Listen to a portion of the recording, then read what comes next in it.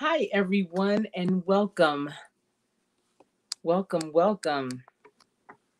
I see Shawana Creative Circle is already in the building. Vern's Junk Closet. Welcome. I appreciate you all for being here. This is Real Talk with Coach Sherry. It is my business playbook series, and this is part two. I am Coach Sherry, and I am your career and business coach, and it is my pleasure to share this information with you.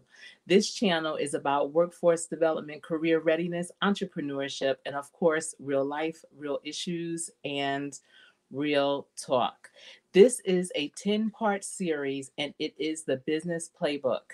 And I encourage you to get a separate notebook just for this series so that you can capture all of the nuggets that will be shared with you during the course of the next, well, now this is the second week. So, over the course of the next 9 weeks. And I know that you will be able to refer back to them as you build your business. So, before I begin, I just want to tell you that my November Thankful Nugget, and today is the 28th November Thankful Nugget. Today, I am thankful to be able to bring to you this information, to share it with you, and that YouTube is a great platform that I'm utilizing for that. I've always enjoyed sharing information that will set someone up for success. And it's always the challenge typically is, where will you do it? Will you hold it as a live event? Will you put it on your website? Will you create some type of additional platform to put it on? And that's one of the beauties of YouTube. I'm able to come here and share these amazing tips and strategies. And I hope that you take full advantage of it and implement new information that you learn right away. I want to go into the live and see who is here. Vern's Junk Closet, thank you for being here. Shawana Creative Circle, I appreciate you. Healthy Living with Miss Renee the Barber. Hello, hello, welcome, welcome. Let's see. Way Akati is here. Hello. And I appreciate each and every one of you for being in the live. I see Minister of Music Terrence Trower is in the building. If you all can please be sure to give this live a thumbs up. This is going to be very interactive. I did write down notes so that I can keep it organized. However, I will pause so that if you have questions or comments, concerns, you can post them in the chat and then I will address them as they come. All right, I see. Yes, Natural Way. How are you doing? I'm glad everyone is speaking to everyone. Did everyone have a great Vern's have her has her new pen and paper taking notes. That is awesome. Yes, thank you. Thank you so much, Minister of Music, Terrence. And I'm gonna put some comments up here so that you all can see them. Thank you, Vern. Yes, and blessings to you, Natural Way. Absolutely. Vern is saying, I have my pen and paper taking notes. I encourage you all to get your pen and paper. Whenever you are learning something that is going to support you personally or professionally, I highly encourage that you write it down. Do not leave it up to your memory to capture the information. Write it down so that you can refer back to it, so that you can share it. I remember even down to my notes that I take for church. I would always, especially back in the day when I lived so far from my family, and I still live far from them, but I would share my notes from the sermons that I attended because they were so powerful, especially with my pastor in New Orleans, Franklin Baptist Church, Reverend Luter. He was amazing, and I used to take notes rigorously in his sermons. So definitely. So everyone is speaking. Did everyone have a great Thanksgiving? I know it was so different this year. We all could not gather like in the past, but I hope that you were able to still find value and love and warmth during this holiday. A lot of people did Zooms. I had a cousin in she's in Wilmington, North Carolina, and she put together a Zoom for everyone to check in at different parts of the day, and that was very successful. I'm glad that everyone came. Let's see. You're cooking and listening. What are you cooking, Natural Way? What are you cooking? Good stuff. Yeah, a lot of times when I'm listening to lives, I'll be doing something else, multitasking, but I'm definitely in tune.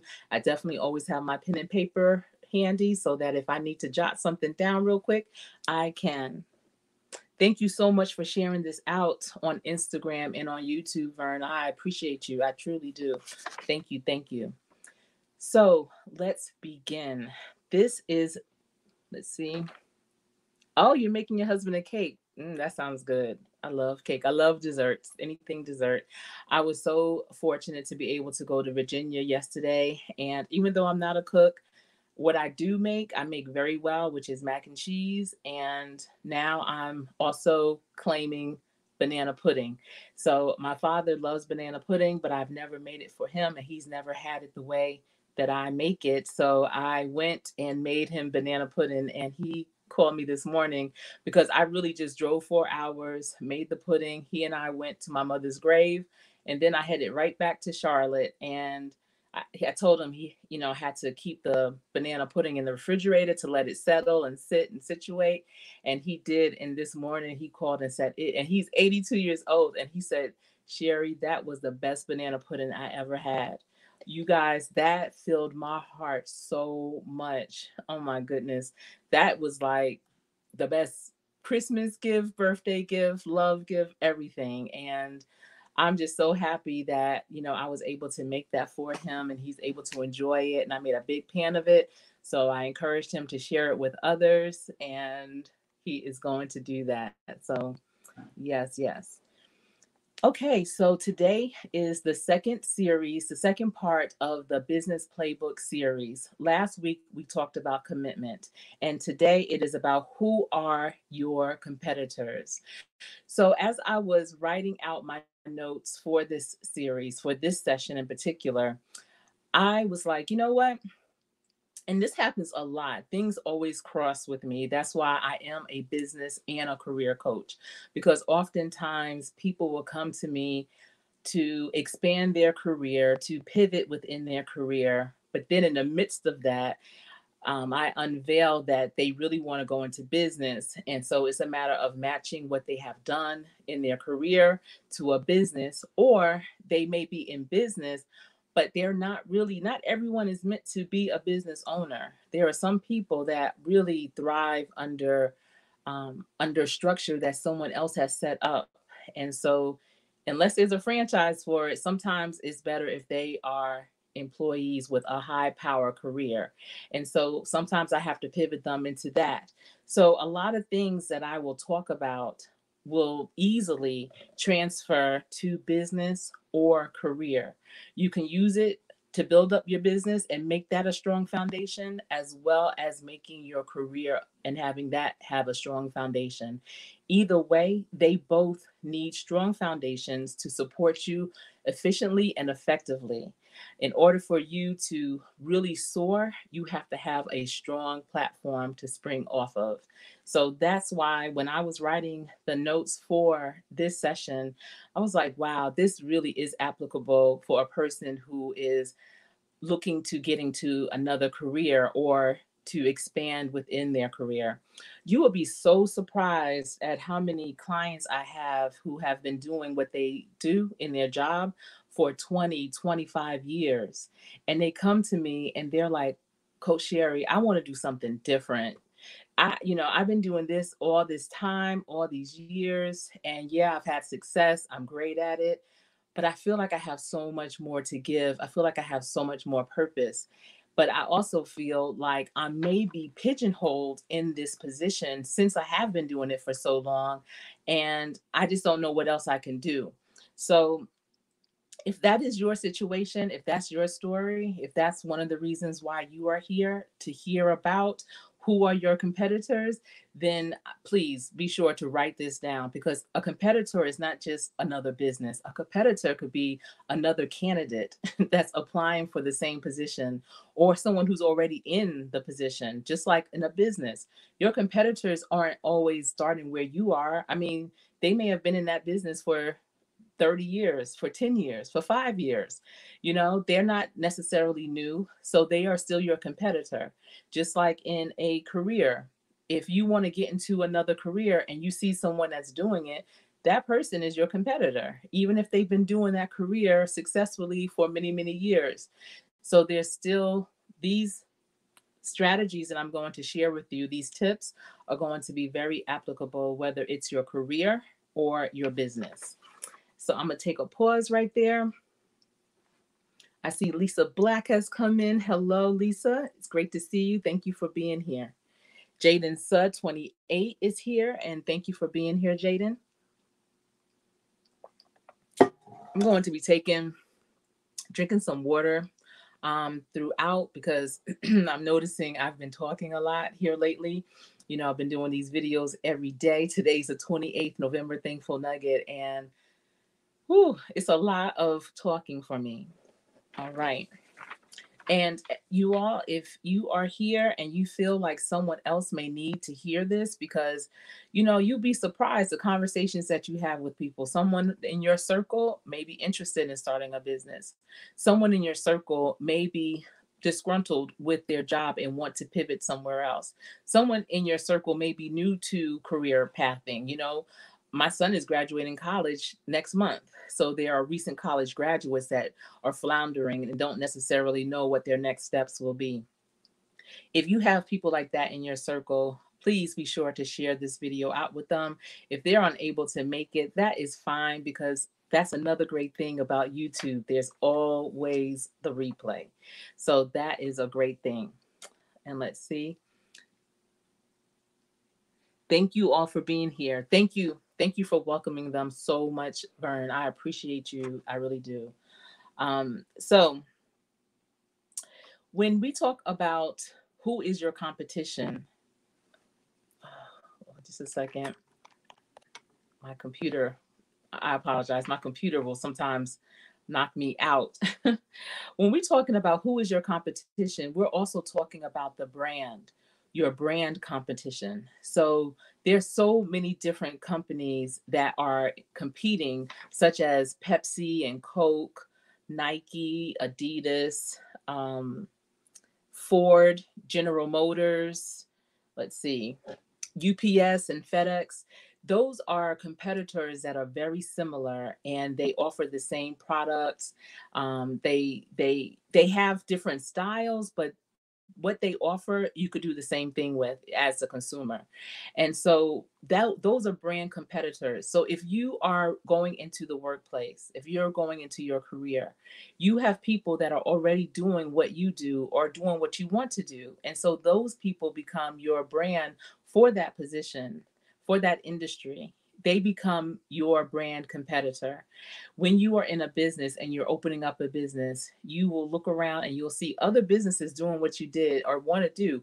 The wheel has been invented. So, you know, who are your brand competitors? So there are three types of competitors. There's your direct competitor, your indirect competitor, and the third, and I know that I talked about the two before, I mentioned them in previous videos, the indirect and direct competitors. But then there's a third. And the third competitor is called your secondary competitor. So your direct competitor, and you all are very familiar with your direct competitor, just like I mentioned, Nike, Adidas, Coca-Cola and Pepsi, UPS and FedEx.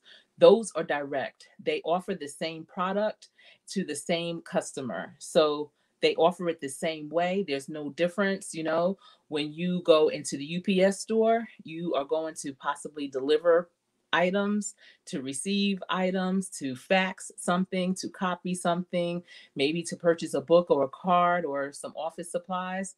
When you go into the FedEx store or the UPS store, whichever one, the opposite of what I just said, you're going in to do the same thing. And you're actually going into those particular places of business.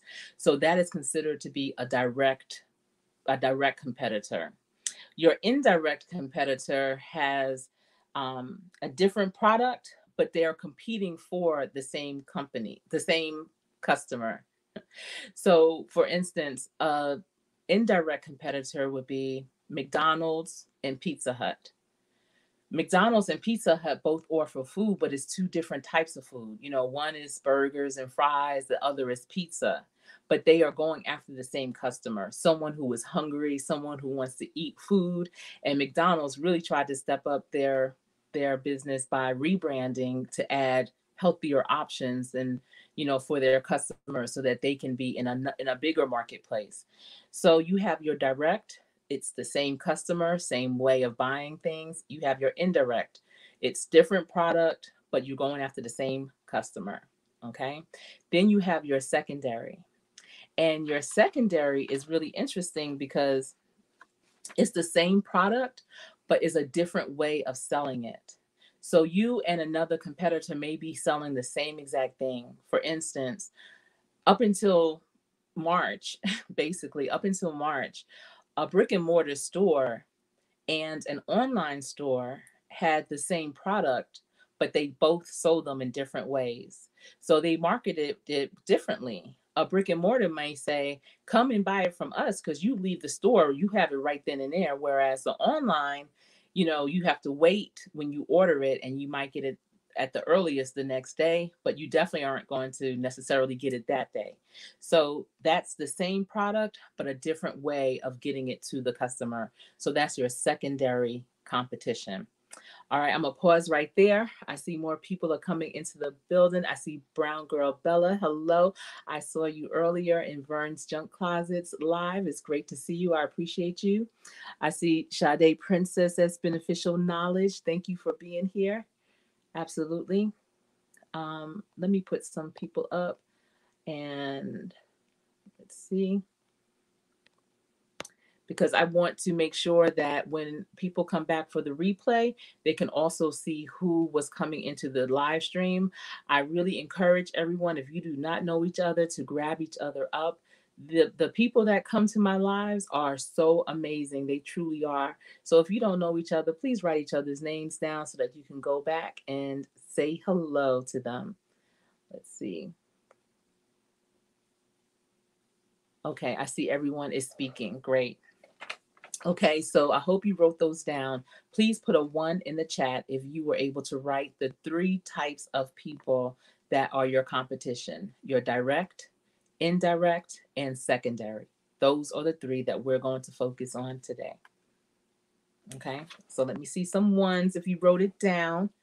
I know Vern's Junk Closet says she had her notebook. I hope you all have your pen and paper so you're jotting this down. Okay. The thing about those 3 different competitors is that they are all trying to get to the same customer base.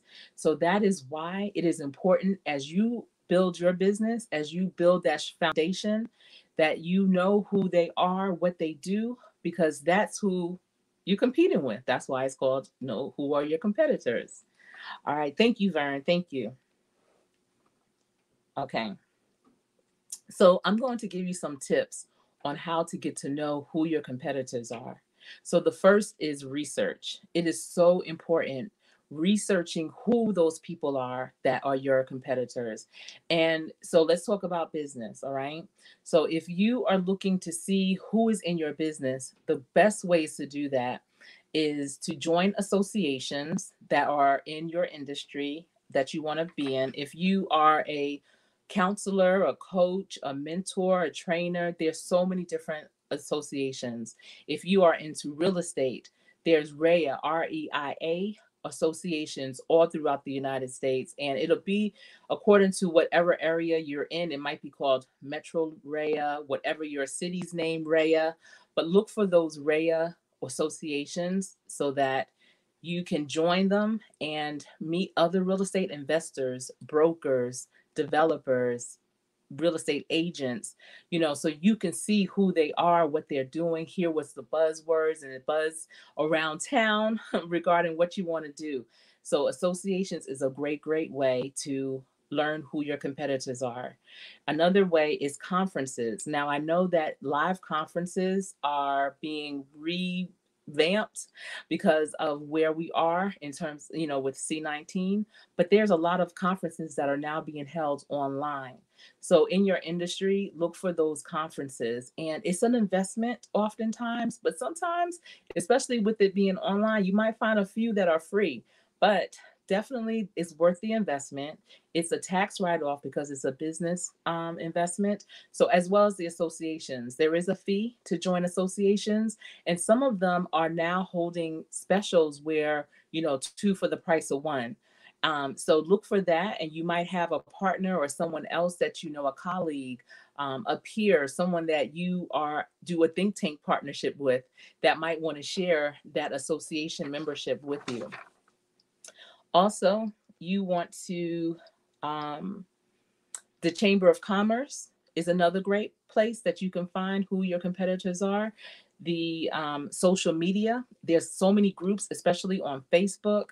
There are great groups on there. LinkedIn is another great resource that I'm not even going to say is underutilized, because tons and tons of people utilize, especially professionals, utilize LinkedIn for casing out their competitors, structuring themselves so that they can be seen as a subject matter expert, because you will be posting articles, you will be posting trends, things that are happening, the changes that are being made in your industry on LinkedIn.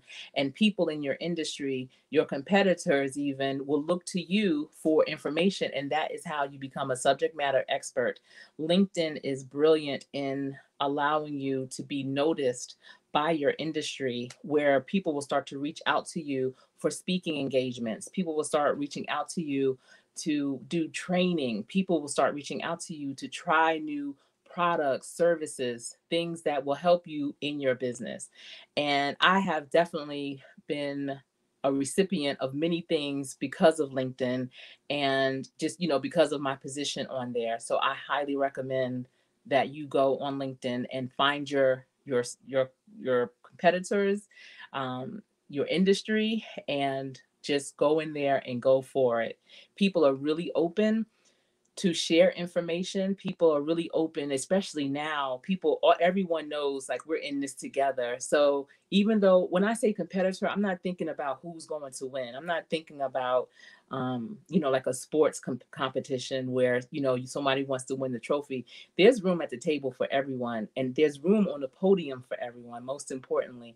So don't ever feel like, even though this person is, you might be the competitor that people are looking at and they're asking you questions. Don't ever get intimidated. Do not ever feel like you don't want to share. I'm trying to tell you, sharing your knowledge is, it's amazing. It's helping others is what it's all about. Being that servant leader. That means you are leading in your industry, but you also are serving others.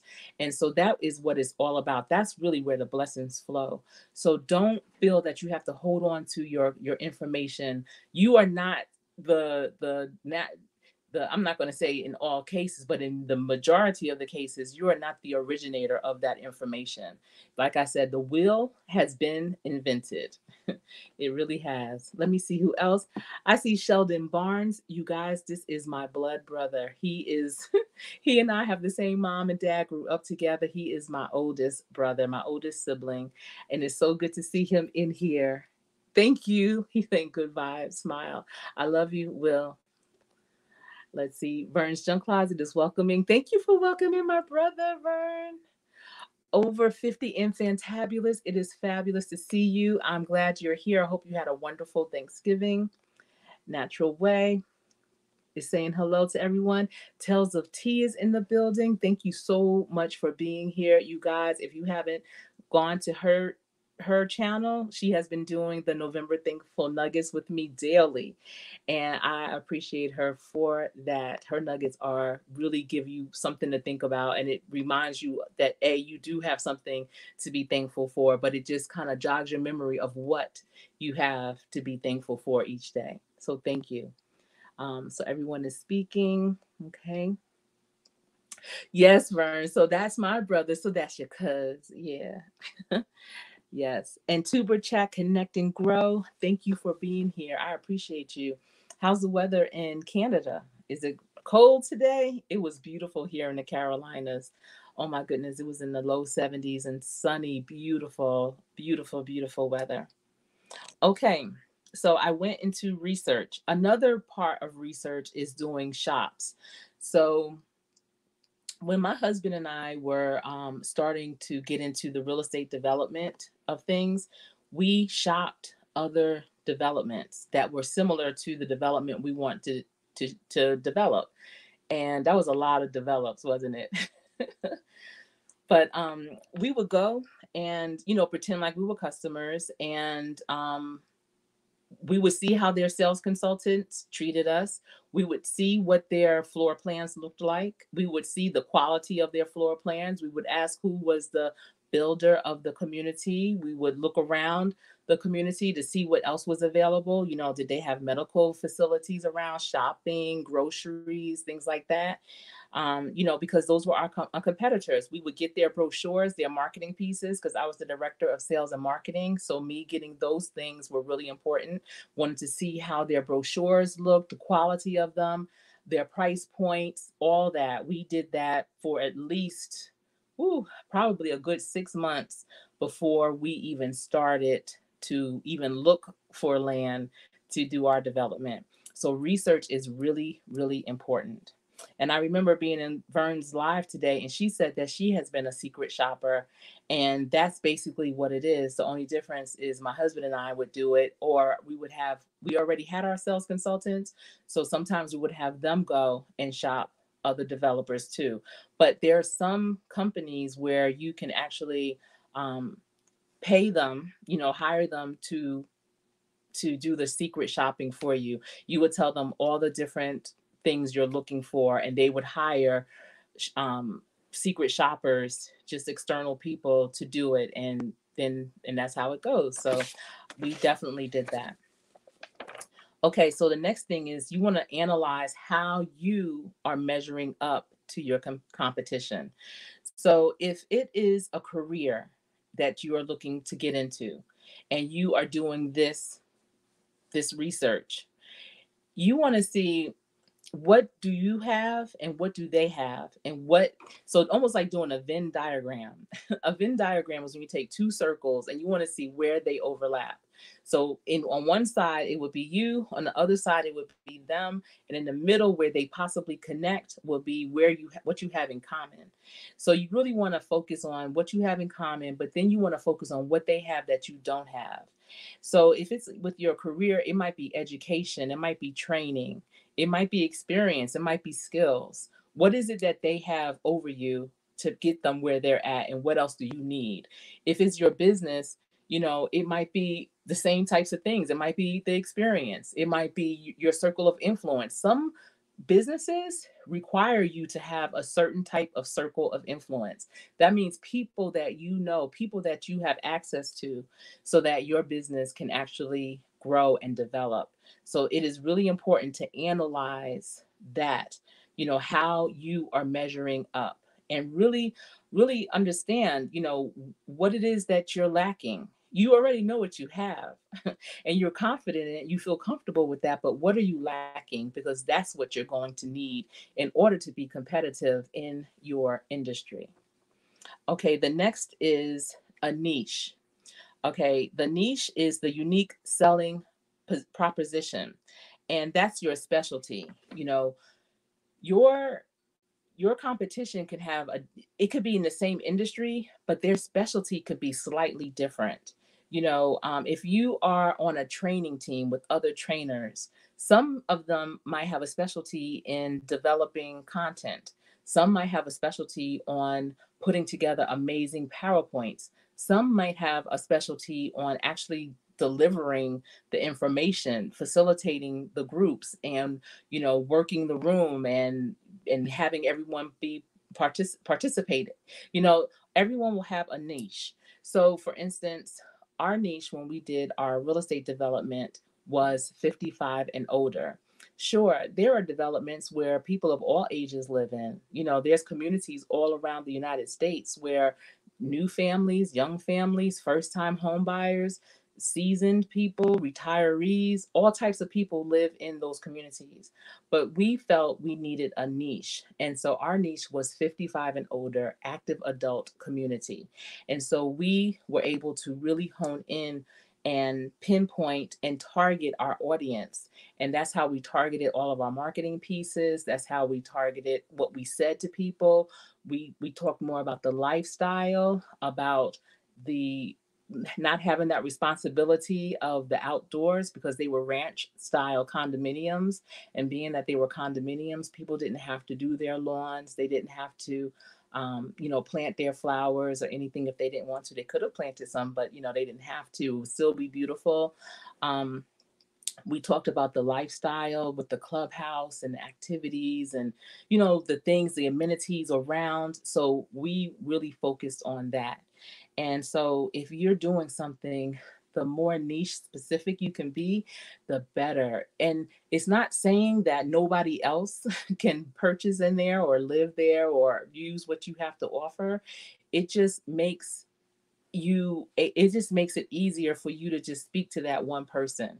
And when I say that one person, I don't mean literally. I just mean that your targeting is, if you're talking to 1,000 people, you definitely want to try to reach everyone. But while you're talking and you are looking around at the audience, you're still honing in on one person at a time so everyone can feel like you're talking just to them.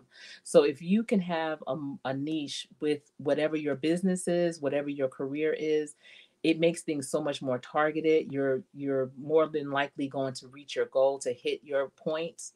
And it just makes it so much easier.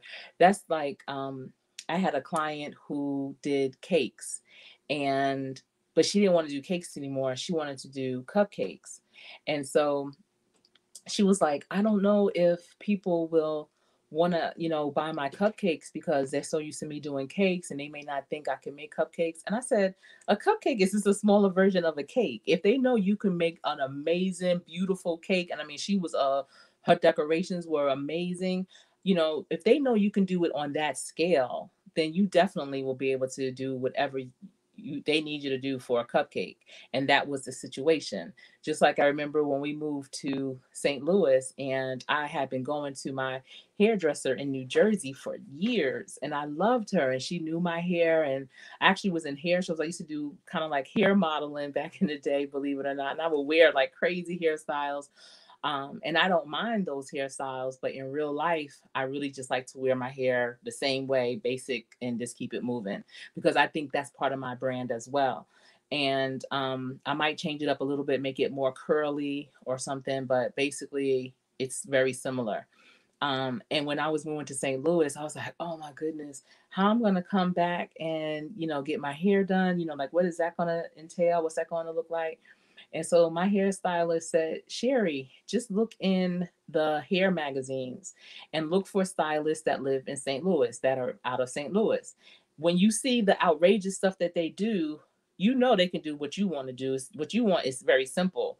So just find someone who does something outlandish and then contact them, and then that'll be the person, because they can always wind it down. It's one thing to take somebody who does something so basic and then you expect them to be able to do something so amazing and elaborate. That's a difference.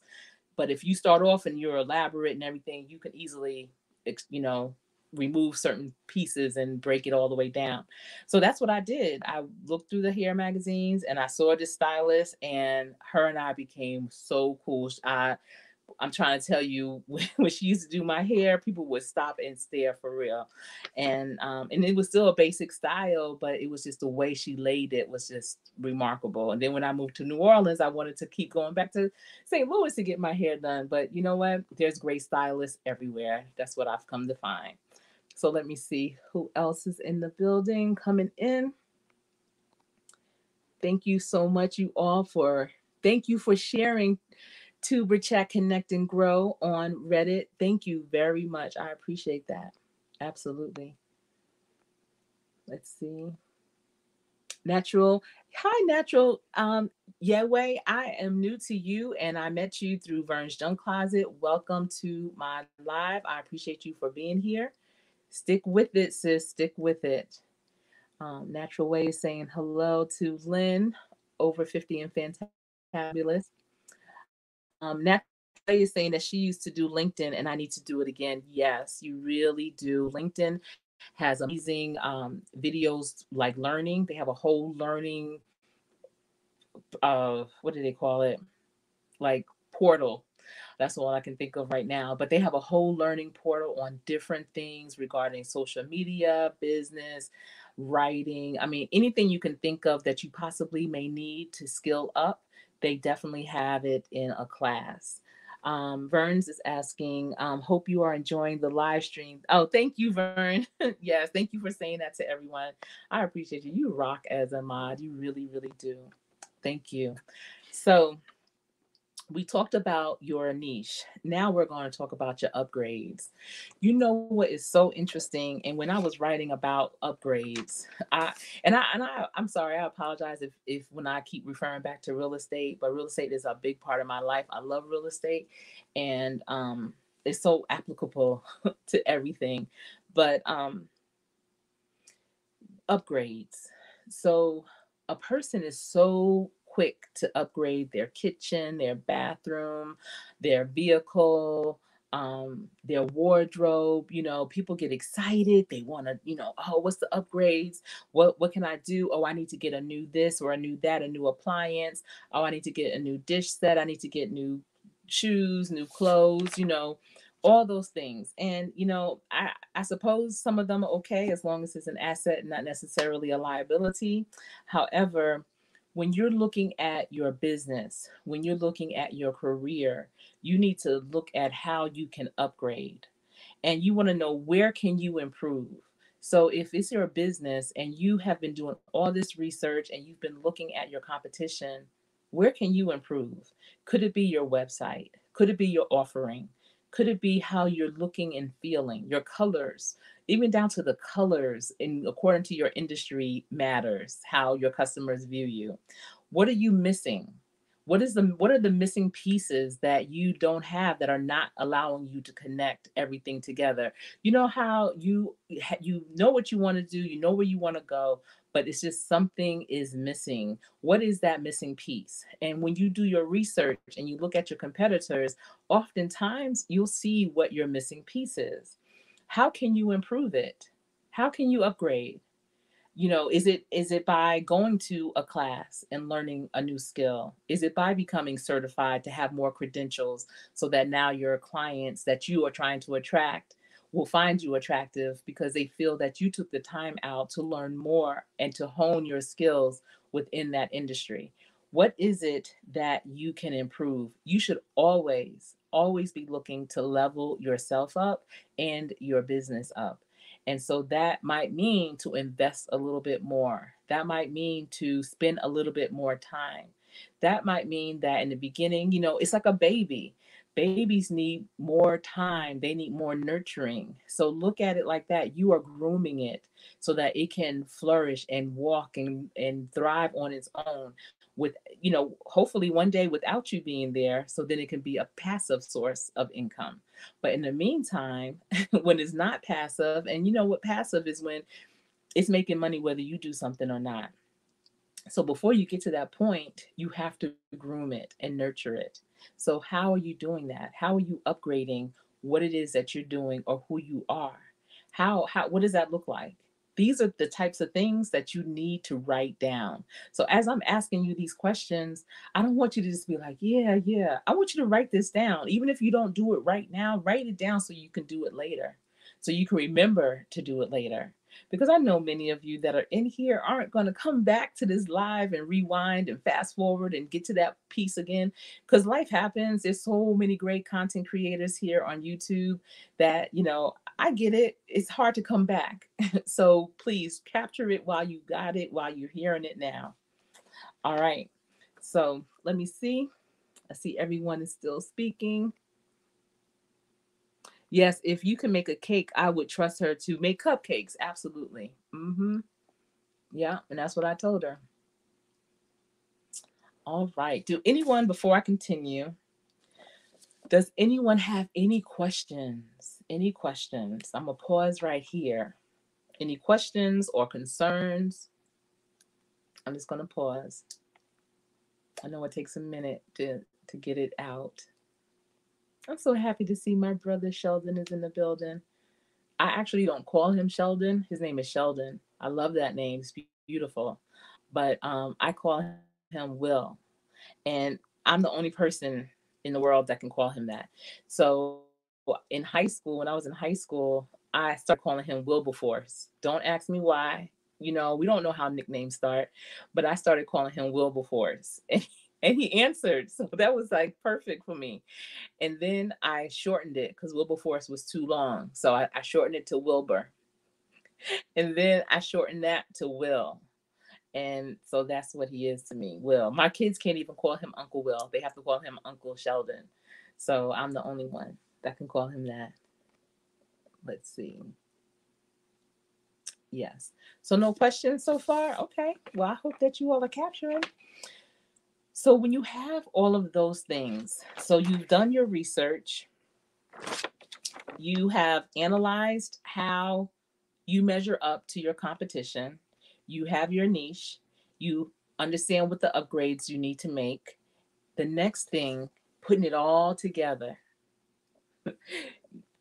Yeah, Vern's and Vern. I think Vern's junk closet is getting to know me a lot better. So you get it. All right. So when you have all those things, and we're still building the foundation. The foundation is still not set. This is just the pieces to help mold it and get it stronger. That's what we're trying to do, is getting our foundation stronger. Also, I want to rewind a little bit and go back to research. And this is for your careers. So, like I said, I have a lot of clients that are in between situations. They're at a point in their life where they want to do what they want to do instead of what they have to do. They are able to retire, but they're still young. Their kids are grown and are well on their way. And so they're like, I've been doing this career because I had to. You know, I had to. It supported my family. It gave me everything I need. But I want to do what I want to do now. I want to do what I like to do. I want to do what I love to do. So if it's kind of off the beaten path of what you have been doing, I always recommend an exploratory interview. An exploratory interview is where you find that person who is already doing what you are wanting to do, and you set up an interview with them. And a lot of people have never done that. If you've done an exploratory interview before, put a 2 in the chat. Just put a number 2 there.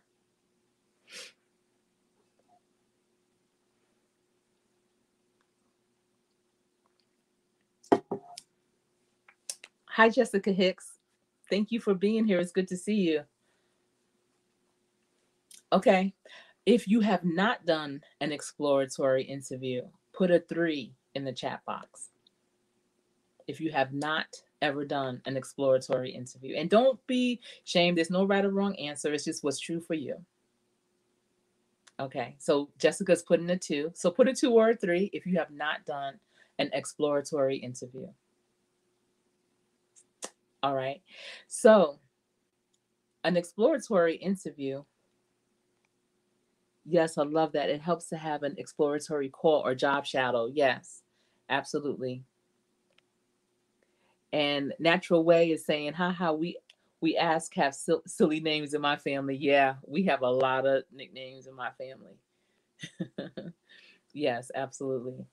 So, okay, an exploratory interview is when you identify a person.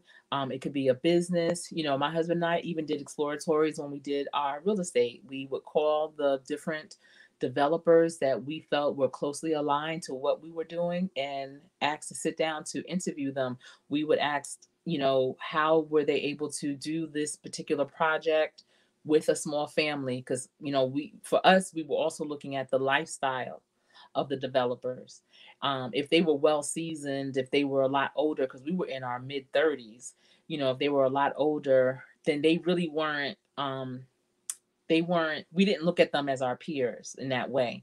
We wanted people who had young children or children who it was a husband and wife doing it together. We were looking at things like that. And so we would call them and make an appointment and sit down with them and talk about all the things, the concerns that we have. We ask them, what was the pros, the cons, the good, the bad, the indifferent. And so with an exploratory interview, and this is something that I provide even for my interns and apprentices, giving them a list of questions, almost like interview questions that you would ask, how much experience do they have? What skills is highly recommended to have to get into a situation like this? What type of education or training is most helpful to do this in this industry? Just have a whole list of questions, and that is part of your research. And so you can get a feel for what it is that they do. Ask them, what does a typical day look like? What do they like most about what they do? What do they like least about what they do? Just asking them really important questions. And you will be shocked at how many people, for some people, it might be shocking to them to get that type of request.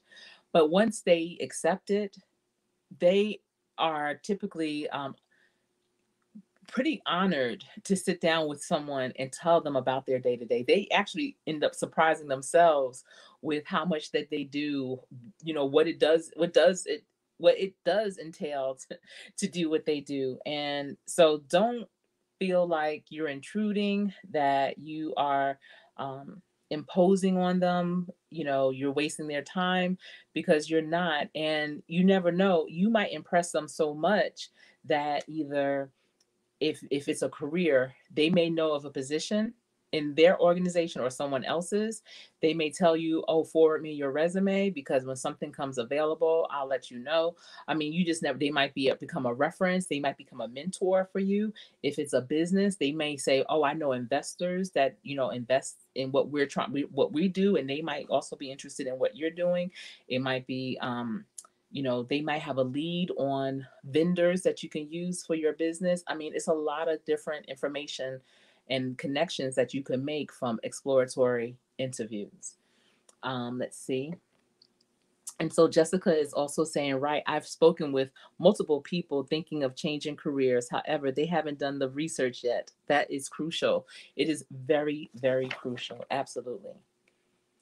So once you are trying to understand more of who your competitors are, because you've done the research, because you've done the analysis, you've done the niche searching for yourself, the upgrades. When you're putting it all together, now you're creating your SWOT analysis. You want to have a strong SWOT analysis, and you want to revisit that SWOT analysis every quarter. So with the SWOT analysis, SWOT is actually an acronym that stands for strengths, weaknesses, opportunities, and threats. So when you look at the S, which is the strengths, how are you strong compared to your competitors? What do you have going on that either surpasses what they have going on, or is just leveled up with where they are as well? What are your strengths? What are your weaknesses? Now, when you do your SWOT analysis, now you're really doing that compare and contrast. You really are seeing yourself, and then you have your competitors. And I recommend that you try to find at least 10 competitors, be it indirect, direct, or secondary. Have 10 that you are comparing what you are doing and who you are with. Okay. So, what are your strengths compared to what is already available? What are your weaknesses? Where do you fall short? That's the W, weakness. What can you do to upgrade? What do you need to do to upgrade? What are your weaknesses? What opportunities are out there? Is it a huge market? I revamp resumes. I revise and rewrite resumes right now. I've been doing it for years. Right now, it is booming because so many people are in a situation where they're like, oh, wait a minute. I didn't realize I would need a resume. I've been with this job. I thought I was going to retire with this job. I didn't think they know me here. But now I am laid off and I need to reintroduce myself. What rap song is that? Let me reintroduce myself. What rap song is that? I can't remember. But okay, so you have to reintroduce yourself. That's why I always say stay resume ready, because you never know. It might even be within your own industry, your own business, your own company that you need to use your resume. If you are on LinkedIn, if people reach out to you and want you to do speaking engagements, you want to have your resume, you want to have your bio so that they can use it when they are sharing who you are with their groups. You want to stay resume ready so that when people tell you there's this amazing opportunity that I think you will be perfect for, you can have it. You want to stay resume ready because when you are putting your business plan together, and especially if you are looking to have investors, you want to include your resume in your documents. Stay resume ready. I highly recommend that you update your resume twice a year. And in the perfect world, that twice a year would be January and June. So I say twice a year because within 6 months, you inevitably would have done something new, done something amazing, worked on a project and completed it, maybe even received a promotion. Something on your resume may be outdated. You may have gotten some new technology, some new training. I know with COVID, people have gone back and learned how to do online training, webinars. People are more proficient in working from home. Those are skills that you will put as core competencies on your resume. And I'm sure a lot of those were not already on your resume prior to March. So we're coming upon January, and I highly recommend that you all update your resume. If you need them revised and reviewed and revised by a professional, I'm right here. I'll leave my email in the description box at the end of this live. So you want to know what your opportunities are. So, like I said, as a resume writer, there's more opportunities now. Is your opportunities if you will have an online store? Is it the opportunity now for online stores? I would think so. Unfortunately, a lot of brick and mortar stores are closing, and so online stores are now being utilized even that much more. So how can you position yourself to be one of those stores that your customers are going to? How are you attracting them? What is your niche? If you have your niche, you can put out marketing tips, marketing information that will attract them to your online store. What are your threats? That's the T. Not the T like TEA, but T like the letter T. Threats. What are your threats? What are the things that are holding you back? Is it finances? Is it that you feel that your industry is saturated and you don't see room for yourself? There's always room for yourself, but is that a threat to you? Do you feel that what you want to do is more of a hobby? You can't really do it seriously because you don't feel that you have enough credentials.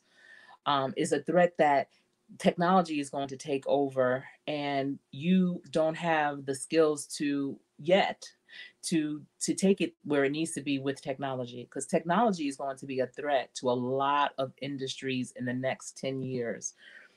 Oh, let me tell you. Let me hold that thought real quick. um oh, okay, Jay-Z was that. And so Vern is also saying, yes, check out Coach Sherry. You need your resume revamped. Thank you. Thank you. Jay-Z is the song I was trying to think of. Yeah. And Jessica Hicks is saying, yes, I love that idea. Basically, taking an inventory of yourself compared to the market. I tell people to do the same. However, I haven't described it as a SWOT. Very smart. Thank you. Yeah, SWOT is a very popular term in marketing. SWOT analysis is what it is, and it's very powerful. It's something that you really need to write down and capture because it helps you see the big picture of where you are, where you stand amongst your competitors, and are you in the middle? Are you at the forefront? Are you at the back of the pack? Where are you? According to your competitors. Hey, Vernell, how are you? Good to see you. You look at what works for you, ask your customers what are their needs. And that's another great thing too, as part of your research, is to actually ask your customers, do surveys. I need to write this down because before I forget what I was going to say. Okay. Yes, asking your customers is part of your research as well. When you have a business and you have employees, it's important to not only do an interview, of course, when they start, but do an exit interview. If someone gets promoted, you should do an exit interview from the position that they were in to see what it was about that position that they did well. What do they recommend? What changes do they think need to be made? If they're leaving the company for someplace else, for good reasons or not, try and do that exit interview. Exit interviews are very, very powerful. They're underutilized, but necessary for you to be able to sculpt how you need to move in your industry, how you need to move amongst your, not only your peers but your employees as well. That's just as important, because most employees, I forget what the percentage, it's really high, it's well over 50%, I want to say like 90%, it's really the majority. They don't leave because of the work, they leave because of management. So you want to make sure that you are providing the best management for your employees as well. And Jessica is also saying, yes, exactly. And folks should have a LinkedIn profile and help and keep an updated portfolio if in creative industry. I always feel that regardless of the industry, you should have a portfolio, because it speaks volumes for what you're doing. A lot of people can say what they've done, but if you don't have proof of it, it's just words. That's why this is not even part of this today. But I always teach the STAR technique for interview prep. The STAR technique is situation, task, actions, and results. And I always feel, a lot of people during an interview will answer questions yes, no, like, are you a good team player? Yeah, I'm a great team player. And some employers will be like, okay, cool. That's what we're looking for, a great team player. No, the appropriate way is to talk about a situation in your position. And your position doesn't have to be your paid position, it could be volunteering, it could be a position within your family. You may have had to put together your family reunion. You may be a stay at home mom, but you work on the PTA committee and you had to organize the fundraiser that raised $20,000 for your child's school. Whatever the situation is where you work collectively, cooperatively, collaboratively with others, that's team playing. And so you give the situation of when you were a team player. You talk about the task. What was your position? Were you the lead on it? Were you the supervisor? Were you the the person that was in charge of taking care of the vendors? Were what was your position? What was your task? What actions did you take to do your task? And when your actions come, you do it like, first I did, second I did, and then I did. So in 3 steps, 3 parts. What was your actions? And then the result. As a result, what happened with that situation that you were a team player in? Was the event successful? How much money did y'all raise? Was it not successful? And if it wasn't, what will you do better next time? Because that's just as important as if it was successful. So you want to be able to outline that in a STAR technique. And when you do it like that, see, when I'm on an interview panel and I hear someone give me those types of responses, they, period, point blank, that's who I want. Because if you tell me, yes, I'm a team player, you're telling me, to me, you've been sitting in a corner watching other people be a team player, because you can't even give me examples of when you were a team player. STAR technique of answering questions literally can be used for just about every single question that you are given, even down to how you got your name. You can use that. You can answer that in the start using a STAR technique. Let's see. So everyone is speaking. Thank you, Vern. Jessica Hicks is saying yes, although many companies do not hold exit interviews. Unfortunately, they don't. And I'm actually doing an HR certification program, and that was definitely something that they said is really underutilized, but so important. I mean, it's really important, and also it shows the employee that even though they're leaving, especially if they're leaving, because if they're being promoted, they're still within the company. But it shows that you care about them, that, all right, we might not have done right by you, but we don't want to make that same mistake again. We want to do right by the next person at least. And that speaks volumes. It really does. natural way is saying homeschooling my children is holding me back some when it comes to fully running my business, but they come first. I will lose lots of sleep to keep my business going. Yes, and you can also incorporate some of your business into how you're homeschooling your children. My husband and I, you know, we brought our kids to a ton of business meetings, real estate closings, business meetings. I mean, it taught our kids a lot. It taught them how to sit quietly, not just sit, but they would have books. They would listen. Little did we know, because now it's starting um, to show up in their lives as they are becoming their own business people. But exposing them is really, really important. A lot of times people think because they have children that they have to just kind of, I don't know, sweep them under the rug or put them in the back room. Oh, you got to be quiet. This person's coming, or I have this meeting. No, don't do your kids like that. Bring them with you.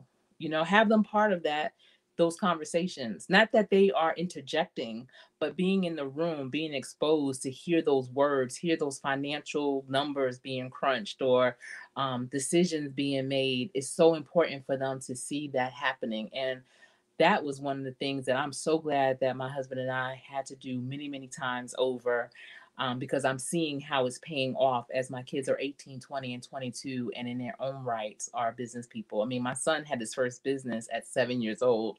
He came to me at 7 talking about he wanted to make his own money. And from that point on, literally, he's always done something.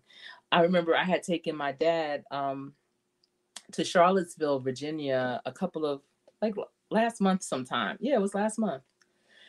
And ironically, he's never been. I mean, he grew up in Virginia.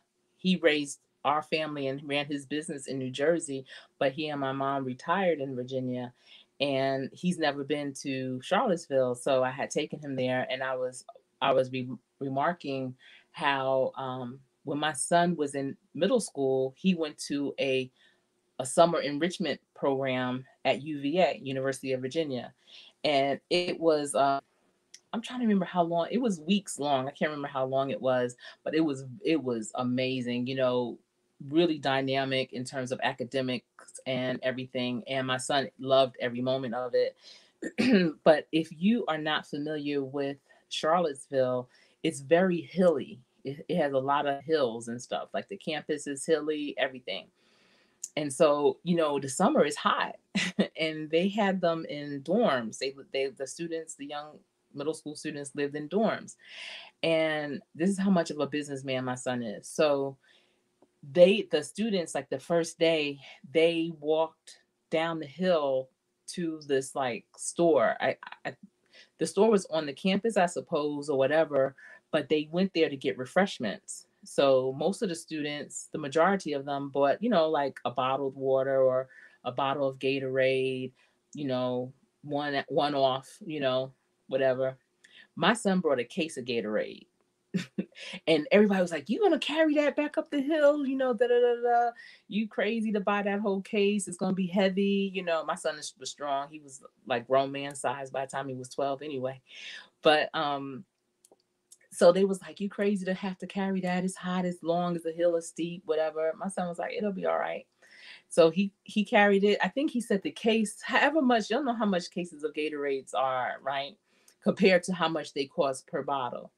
So that night, when they were all back in their dorms and everything, and you know how young people are, they're not going to go to bed as soon as lights are out. They're going to stay up and talk and bug out, whatever.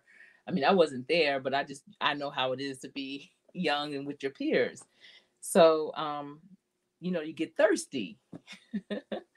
So everyone remembered that my son had the case of Gatorade. So they were asking him for, man, can I get a Gatorade? Whatever, whatever. Yeah, it's $2. My son was selling them Gatorades for $2. This was back in, I don't even know what year, maybe 2010, 11. He was 12 and knew to do that. It wasn't like my husband and I dropped him off and said, "Okay, so when you go to the store, buy a case of Gatorade and then you sell them for profit." No, he knew to do that. It was supply and demand, supply and demand. So he learned that just from being around business. Like, so you just never know. Jessica Hicks is saying, I recommend STAR too. Yeah, you can give specifics. Where I work, we expect you to use that method so we can assess specific behaviors. Many struggle with answering that style of interview questions. They do. And so that's why people will hire me as their coach to help them with the interview prep. That's part of it. It's helping them through to capture, because people, what happens is people forget the great things that they've accomplished, and if you're trying to remember it on the fly when you are in the interview, it won't happen. So I've created a document. It's called a transferable skills worksheet, and I have it set up similar to the way STAR is done, but it's to cover many years, because you're not supposed to go beyond 10 years on your resume.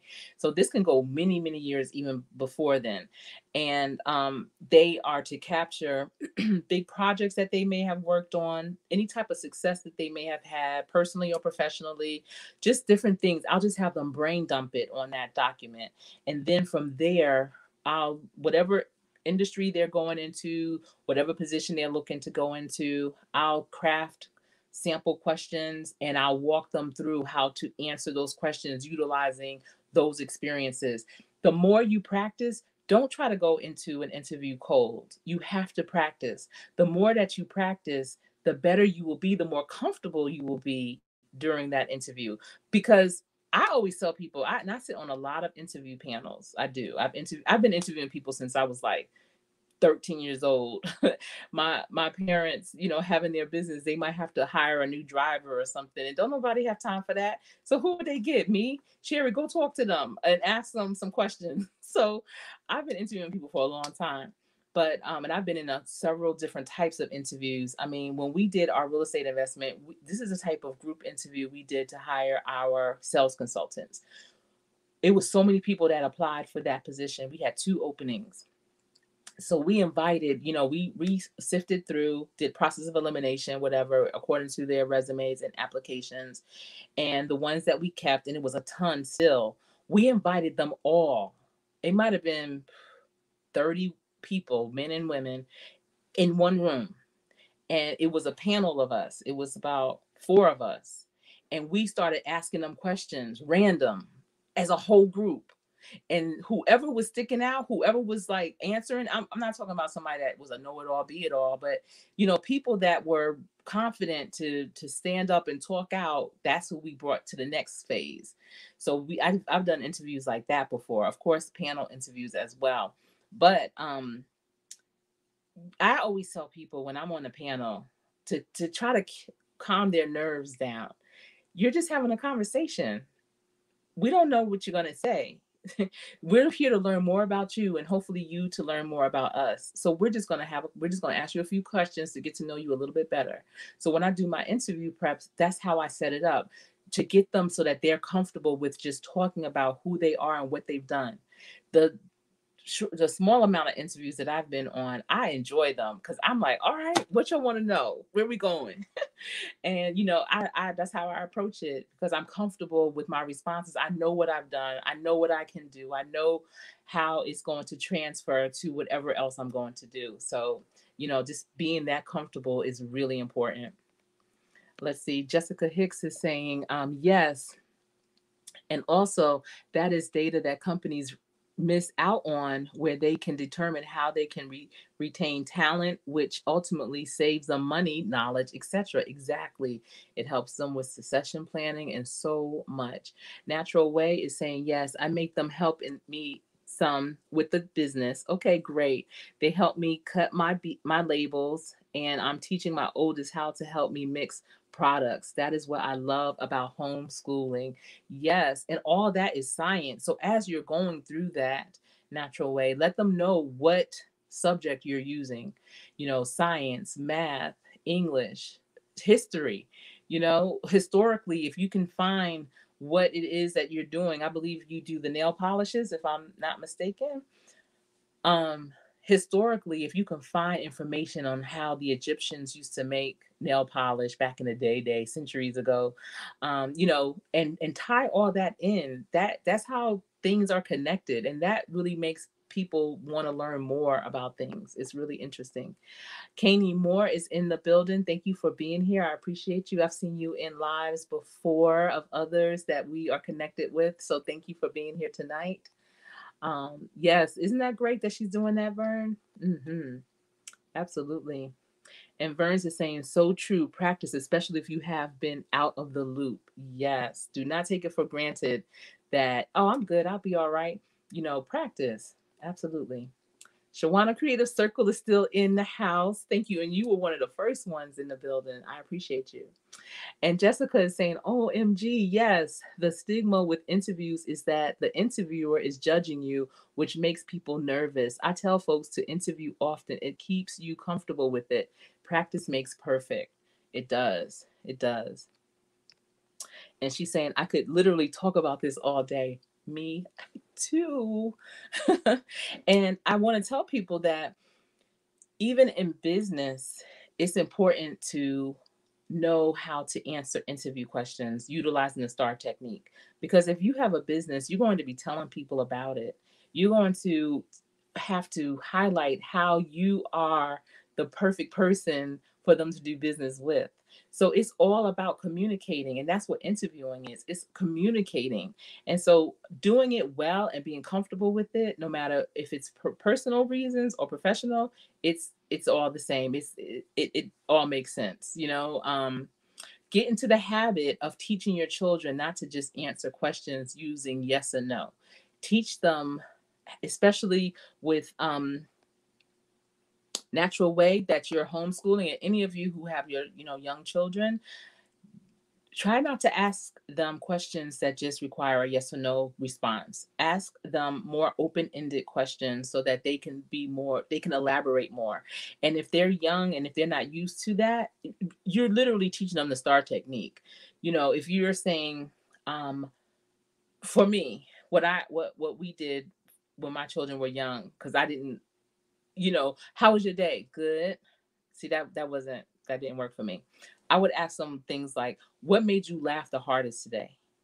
What tell me about the situation around it. Um, what did you learn that you feel because you know it, you are a better person today? Ask some questions like that that gets them to talk more, pulling more information out. You know, Having to ask all these follow-up questions, how was your day? Good. Well, why was it good? Because what? Because it was. Those that doesn't work. And as an interviewer, if you can answer one question but it really answered 10 of the questions we have for you, that's dope. That is the joint. That's because you utilize the STAR technique effectively. And I've been in situations like that where people were asking me questions, even as an interview. And I'm not talking about interview for a job, but I've been interviewed for magazines. I've been interviewed on the news. I've been interviewed a lot of different webinars. I've been interviewed on what is it called, podcasts, a variety of things. And I have to learn how to reel it back, because I'll stump an interviewer. They'll be like, they'll ask me a question and I'll answer it so fully that they don't even have any other questions for me, because I just answered all the questions with that one response. So I've learned to, just give them little pieces of it so that they can do their job and ask me more questions. Let's see. Okay, so Natural Way says, I make natural hair, skin products, and herbal teas and remedies. So yes, I let them know. Okay, great. Who is it that does the nail polish? Okay. So yeah, and that's history. So that's social studies, and then there's the science behind all that. Then there's the measuring, which is math. So it's a lot going on with that. Absolutely. Yes, mock interviews are really, really good to do. Absolutely. And Chef BC Cherry Bliss VSC, good evening. How are you? Welcome, sis. Welcome to the live. Natural Way is saying, yes, open-ended questions. My 13-year-old has her own YouTube channel. What's the name of it? She loves to animate and write scripts. This is being used an elective for school. I skipped her to ninth grade. That's awesome. Yes, absolutely. That is amazing. Everyone is speaking. Mo Nicole does the nails. Okay, all right. Yes. Thank you. And she does vegan nail polish. That's awesome. I can't even imagine what that would require. All right. So that was the SWOT analysis. And so I had started telling you about technology. And this is not even part of what our topic was today, but since I kind of brought it up, and in case somebody's holding me to it, I did jot a note down so I can go back to that. And in 10 years, in 2030, well, let me rewind a little bit. So in 2010, 2008, in the workforce development realm of things, we were looking at 2020. And actually, Bill Gates and Bill and Melinda Gates and Black Enterprise collaborated in 2012, and they did a tour, and it was called the 2020 Initiative. And they went to major cities, they came to Charlotte, and they talked about what 2020 was going to look like. The pandemic wasn't involved. I mean, that wasn't part of the equation. But what they were saying is, well, was that, and this is something the workforce development community has known, and we were working really hard trying to make it better, that we were going to have all these jobs, but not enough skilled employees to do the jobs. You know, not enough skilled workers, not enough people with specialty skills like electrician, mechanic, plumber, things like that. Even with technology, cybersecurity, like a lot of different things. And so here we are at 2020, and sure enough, you know, I know I was talking to my dad about this because he was like, you know, so many people have lost their jobs, and they did. But then there's still so many people who still have jobs. And now people are going to start retiring too. But then when you look, what are you skilled to do in lieu of all those things that are available, right? So people are starting to get skilled up. Community colleges are offering, you know, free training, well, free to the public. They're getting grant money for it. Different organizations, nonprofits, and things like that. And I highly recommend that you research them. Goodwill, Urban League, you know, and see what they're doing. I know one thing that is really, really becoming popular. I don't want to call it popular, but I don't know, for lack of time or words, I can't think of another word, but like doing EMT training, things like that, you know, so that you can be in position for those critical positions that are going to be necessary. But what's also going to happen in 2030, which is the next wave, is that technology is starting to advance so much until maybe with a job that may have taken four people will only take one person. So now what do we do with those three? So whatever industry you are in, be it your career or your business, stay connected, read, stay in tune to what the trends are coming down the pipe, so that if you have to pivot, if you have to learn something new, if you have to get more credentials with certifications or education or whatever, that you get it so that you can be in position by 2030, so that you won't be one of the ones that they are pivoting out. You don't want to be a dinosaur in 2030. You want to stay relevant, keep your skills relevant as well. That is going to be very important. All right, so let me see. Do we have any other questions, comments, concerns for me before we close out? I really appreciate you all. Um, Annie Tunes is your daughter's channel. Okay, so you guys write that down. Natural Way's daughter has her own YouTube channel. Um, I'm writing it down.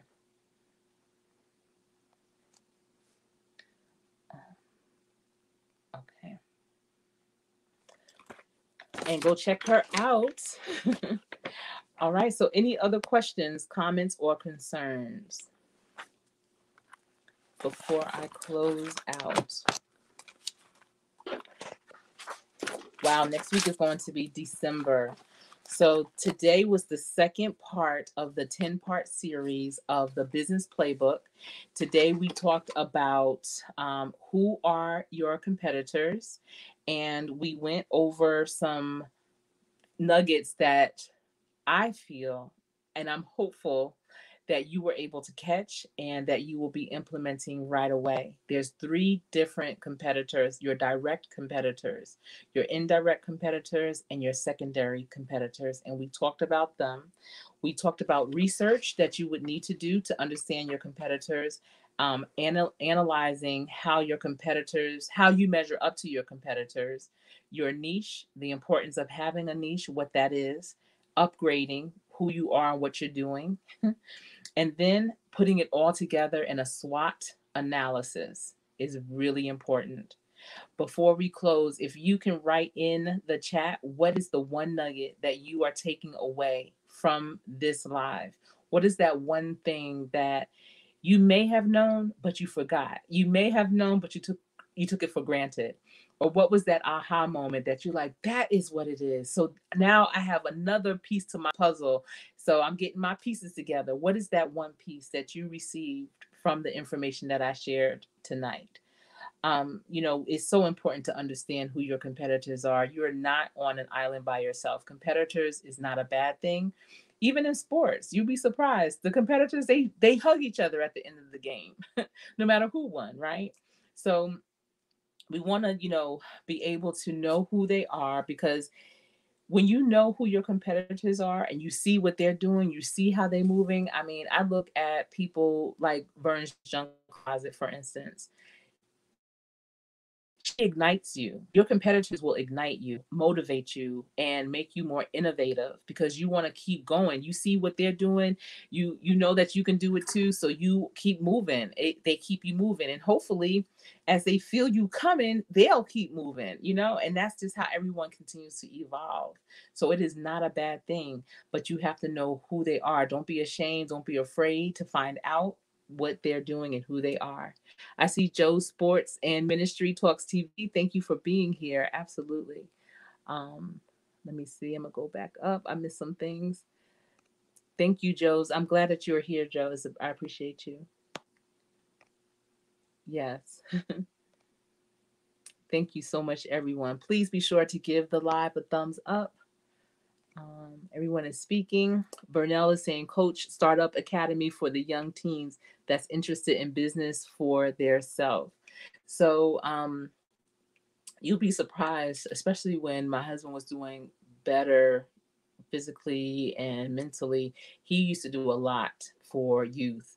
Um, he used to actually he would have different seminars that he would hold, but then he would go to drive-throughs like Dunkin' Donuts or fast foods and give them Robert Kiyosaki's Rich Dad Poor Dad book.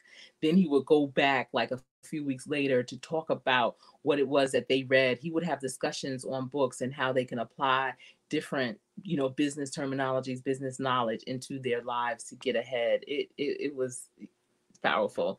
And so for me, I've actually worked with young people a lot. And what I found for myself was that I want to reach their parents, because the parents are the ones that will encourage them to continue. And when a parent is doing better, oftentimes the child is doing better. I've experienced it where when the child is doing better, it doesn't always motivate the parent. It makes it even that much more challenging.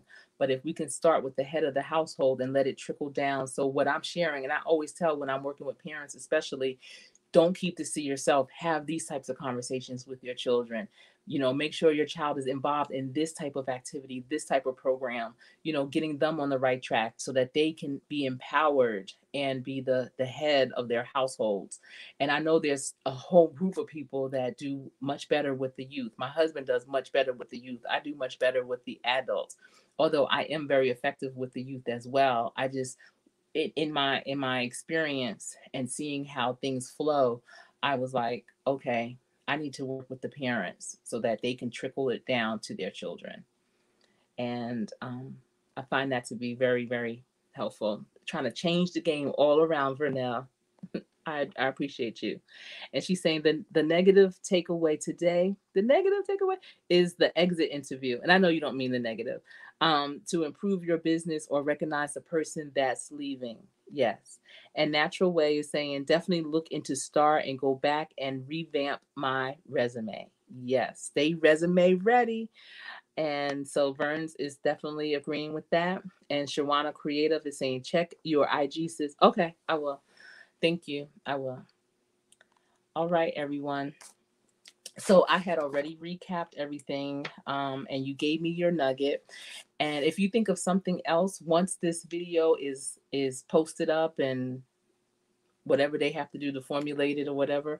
If you feel the need, go back into the comments and leave another comment about what you have thought. Because sometimes as you're learning new things and you start letting it marinate, and you may start having conversations with other people in your circle about what you've just learned, something else will come up and you're like, oh wow, yeah, I get it now. Or oh, that's what she was talking about. Or oh, I'm gonna try that. I'm gonna definitely try that. And if that any of those thoughts come to your mind, please let me know in the comment section, because that's what keeps me going and it keeps me excited, motivated, and everything. Yes.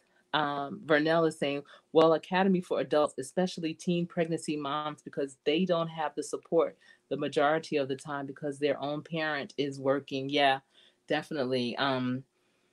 That is something that I will definitely consider. Absolutely. Because I'm all about changing the game and the trajectory of a person's future.